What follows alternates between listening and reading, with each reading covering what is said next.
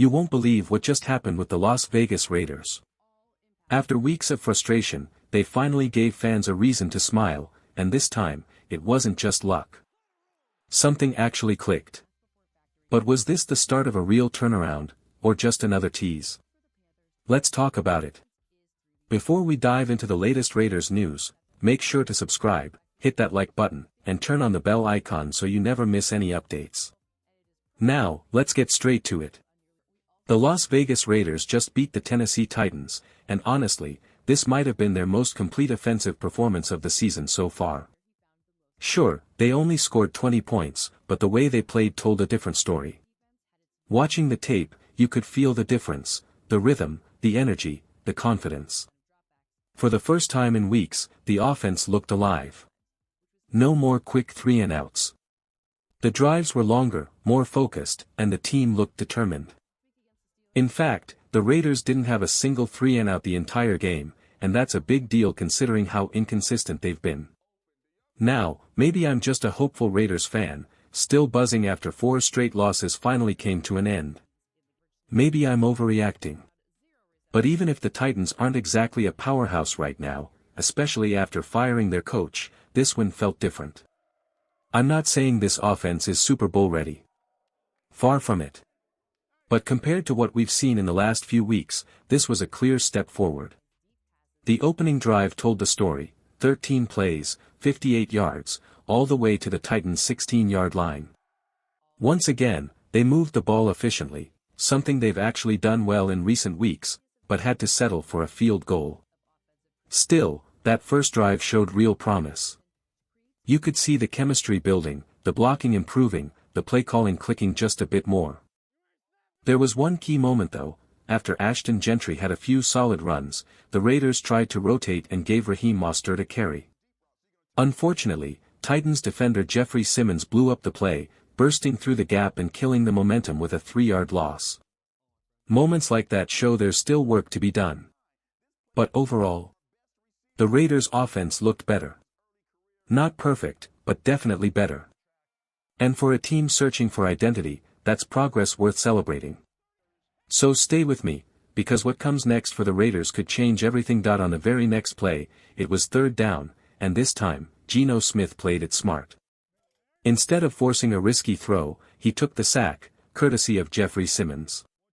Now, a lot of fans are pointing fingers at Jordan Meredith, saying he completely blew the play. And yes, technically, it was his responsibility. But let's be fair, it wasn't a total disaster from his end. The Titans' defense ran a stunt, the linebacker crashed in, and things just got messy in the middle. Dylan Parham tried to help, but Simmons was simply too quick, too powerful. And here's the truth, Jordan Meredith isn't an elite center. He's not Creed Humphrey or David Andrews, he's Meredith, a solid but limited player doing his best in a tough spot. When you line up a guy like Jeffrey Simmons across from him, there are going to be moments when the defense wins. That's just reality. Still, even after that sack, the first drive wasn't all bad. The Raiders marched down the field with rhythm, moved the chains, and came away with a field goal. It wasn't the touchdown fans wanted, but it was progress. Then came the next drive, and you could tell the offense was starting to find its flow. The run game picked up a couple of early first downs, and on a 2nd-and-4, Geno Smith connected with Michael Mayer for what looked like another first down. But hold on, the Titans coach threw the challenge flag. After what felt like a 5-minute delay, the ruling came back, incomplete pass.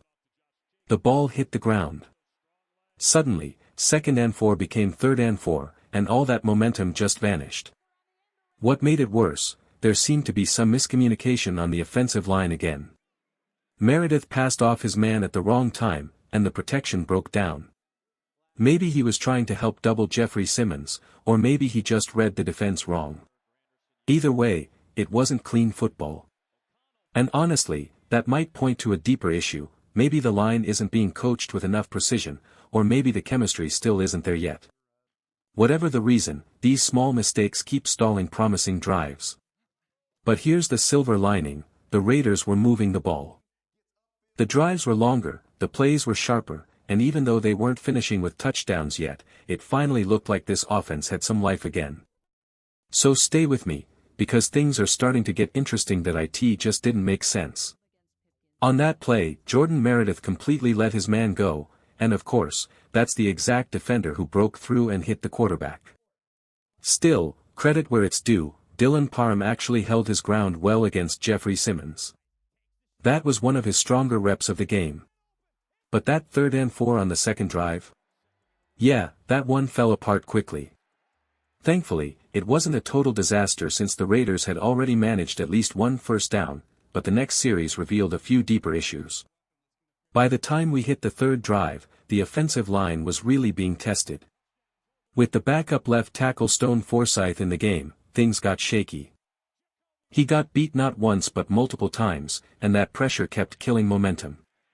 On one play, the Raiders lucked out with an automatic first down thanks to an illegal contact penalty, but 2 snaps later, Forsythe lost his matchup again, and the quarterback went down hard.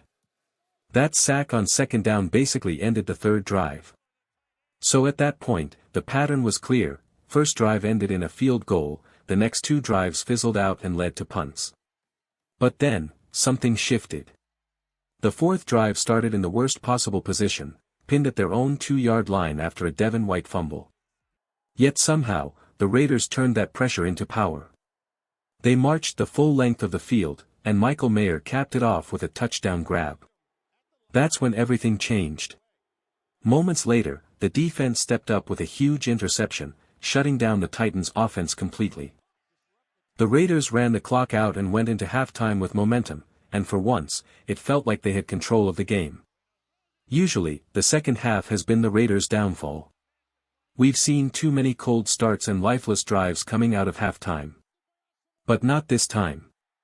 Something clicked, whether it was a smart halftime adjustment or pure determination, the energy completely shifted.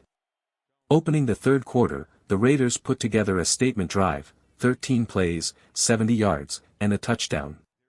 That was their first time this season scoring on their opening second-half possession, and it was beautiful football.